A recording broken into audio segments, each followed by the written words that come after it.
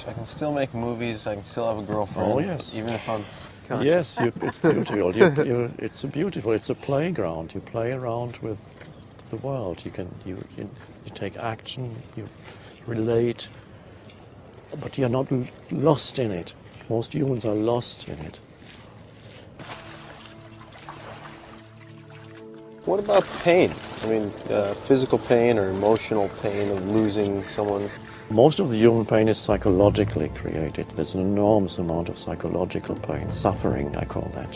When suffering goes, and there's a possibility for humans now to live without suffering, that is a possibility.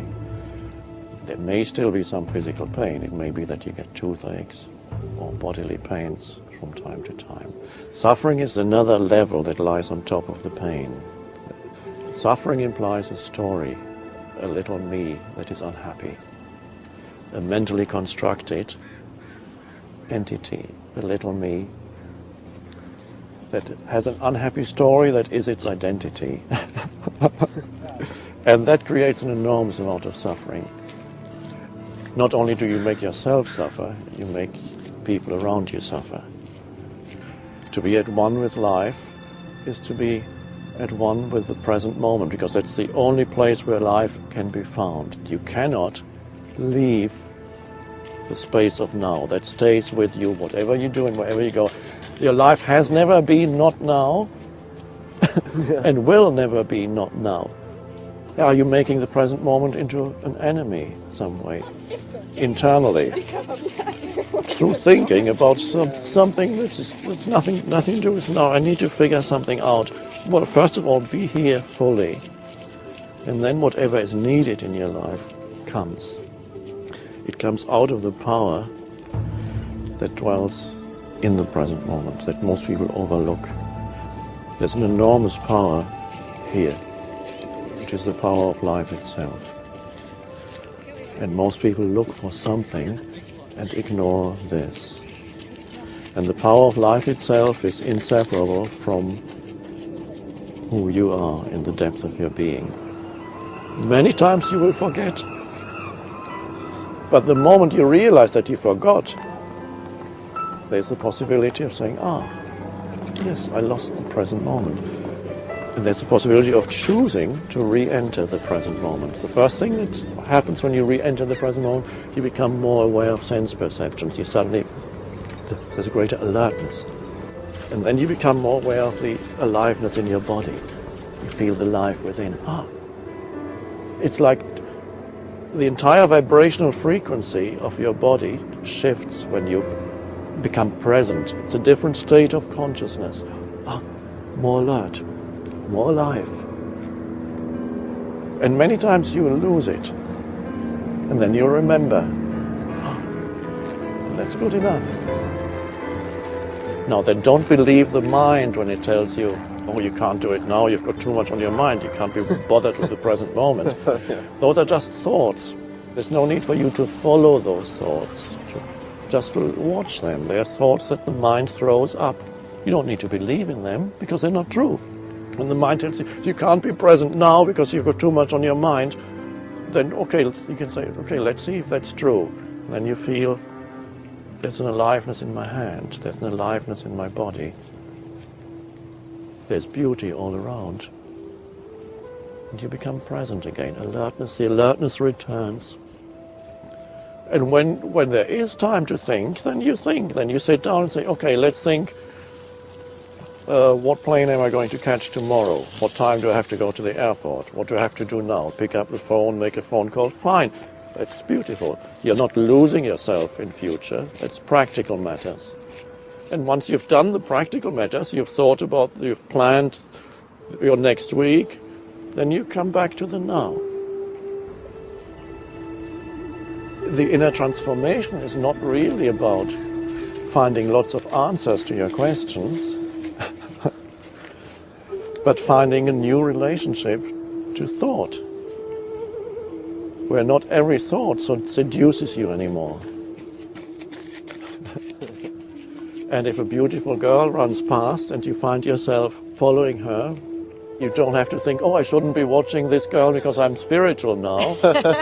No.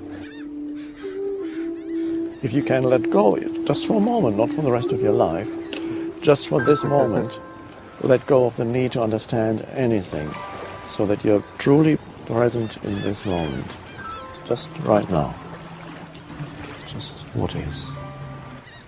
But don't forget yourself, because you are the consciousness behind it. You are the space, the presence.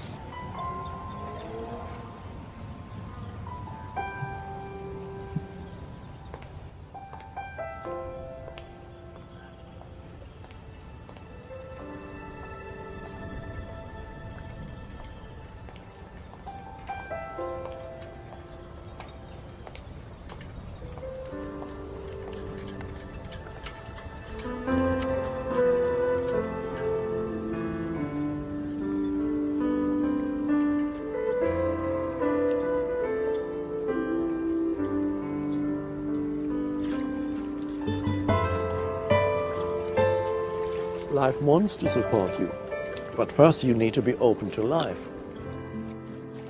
So you've probably come here with lots of questions, but let's start off with me asking you just one question, and then you can ask yours. Okay. May I ask how old you are? Yes, I'm 24. 24. Not that it matters, but just...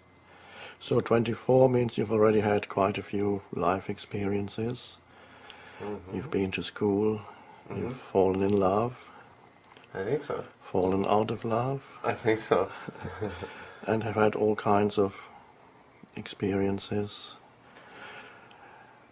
perhaps in different places, meeting different people, different circumstances. The body probably has been well most of the time, but you've also experienced maybe one or two illnesses. Yes. Now, is there, in all those things that you have experienced so far, which is a continuously changing flux of things, is there any ingredient in there that was always the same, that didn't change? I'd just like to ask you to see if you can find any ingredient in all the things that you have experienced so far that's always been the same. We could start perhaps by asking, could it be the things around you? Obviously not, because the things around you change continuously. Could it be your thoughts? No, because the thoughts that go through your mind also change continuously. Could it be your feelings or your emotions? No, as you know, they also change all the time. So what is it, if anything, that hasn't changed, that doesn't change? Is there one ingredient in all your experiences, good or bad, up or down, that's always been there? Well, I think I've been in here. I've been inside. Now when you say I, what does that mean? What is that I? Now, because we've already seen it can't be your thoughts, because they change all the time. Your feelings or emotions, they change all the time. Your sense experiences, things that you perceive around you, change all the time. So wherever we look, there's change. So when you say I, and point to the I as that which doesn't change, it cannot be what happens to you, it cannot be the thoughts that go through your mind, it cannot be the emotions, the feelings that you experience. So what is the nature of that I? What does that word mean or point to?